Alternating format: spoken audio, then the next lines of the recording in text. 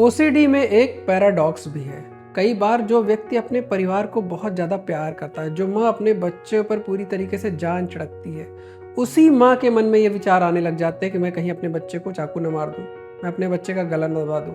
अब आप समझ सकते हैं कि जब किसी व्यक्ति के मन में इस तरह का विचार आने लग जाए, तो फिर वो व्यक्ति जो वास्तव में अपने परिवार से इतना प्यार करता है, वो कई बार सोचने लगता है कि मैं एक बहुत घटिया, मैं खराब, मैं बहुत नीच इंसान हूँ, जो मेरे मन में इस तरह के विचार आ रहे हैं। वो विचार आपके स्वभाव को, कैरेक्टर को, पर्सनालिटी को डिफाइन नहीं करते, वो केवल एक बीमारी के सिम्टम है। ओसीडी में एक पैराडॉक्स भी है। वो पैराडॉक्स दरअसल इस बात का है कि व्यक्ति कई बार अपने जिस तरह के विचारों से लड़ रहा होता है, वो उसके स्वभाव के बिल्कुल विपरीत होता है। इसका मतलब क्या है? कई बार जो व्यक्ति अपने परिवार को बहुत ज़्यादा प्यार करता है, जो माँ अपने बच्चे पर पूरी तरीके से जान छिड़कती है, उसी माँ के मन में ये विचार आने लग जाते हैं कि मैं कहीं अपने बच्चे को चाकू न मार दूँ, मैं अपने बच्चे का गला न दबा दूँ। या जो पति अपनी पत्नी को बहुत ज़्यादा केयर करता है, उसके मन में थॉट आने लगता है कि मैं कहीं अपनी फैमिली को डैमेज न कर दूँ, गोली न मार दूँ, धक्का न दे दूँ छत से।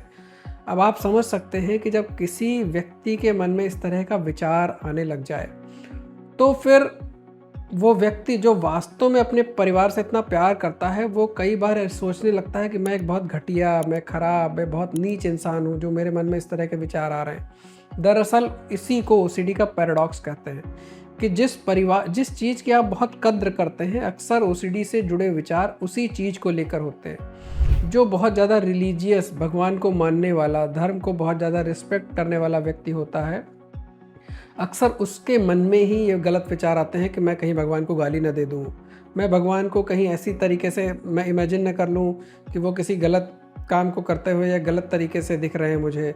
तो वो रिलीजियस थॉट ये नहीं दर्शाता कि वो व्यक्ति खराब है, वो घटिया इंसान है, वो ये दर्शाता है कि ये एक बीमारी है। आप वास्तव में उस चीज़ की इतनी ज़्यादा कद्र करते हैं कि आपके दिमाग के अंदर की उथल पुथल ने उस चीज़ को बीमारी में कन्वर्ट कर दिया है।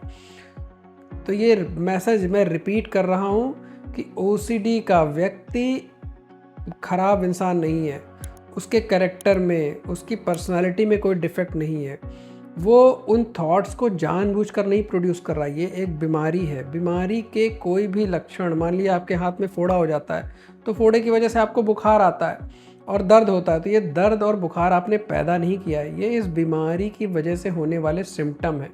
इसी तरह ओसीडी में जो विचार हैं वो आपने पैदा नहीं किए हैं, वो इस बीमारी के सिम्टम है। तो इसलिए जो विचार आपके मन में आते हैं, वो विचार आपके स्वभाव को, कैरेक्टर को, पर्सनालिटी को डिफाइन नहीं करते, वो केवल एक बीमारी के सिम्टम है।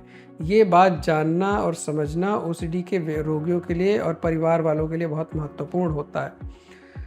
अब हम इस चर्चा को ख़त्म करने वाले हैं और इसके जो क्लोजिंग और इम्पॉर्टेंट मैसेज हैं कि ओसीडी एक मानसिक बीमारी है जो कि एक स्पेसिफिक तरह के ब्रेन डिसफंक्शन और ब्रेन की केमिस्ट्री की गड़बड़ी से पैदा होती है। ओसीडी को ठीक करने के लिए प्रभावी इलाज के तरीके मौजूद हैं।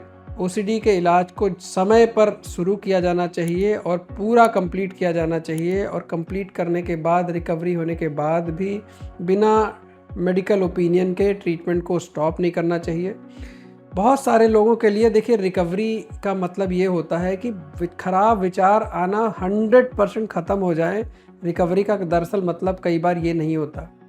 रिकवरी का मतलब ये होता है कि ये जो ओसीडी के विचार हैं अब आपकी लाइफ को, आपके डे टू डे के टाइम को डोमिनेट नहीं करते। इन ओसीडी के थॉट्स को आप इफ़ेक्टिवली मैनेज करते हैं और अब आपके जीवन पर इनका प्रभाव नगण्य हो जाता है और आप ये समझते हैं कि ये ओसीडी के थॉट हैं और इनको अपने जीवन को डोमिनेट या कंट्रोल नहीं करने देते। तो जब आप इन बातों को समझ जाते हैं तो आप इस परिस्थिति से हैंडल करना सीख जाते हैं। तो अब हम इस चर्चा को ख़त्म कर रहे हैं।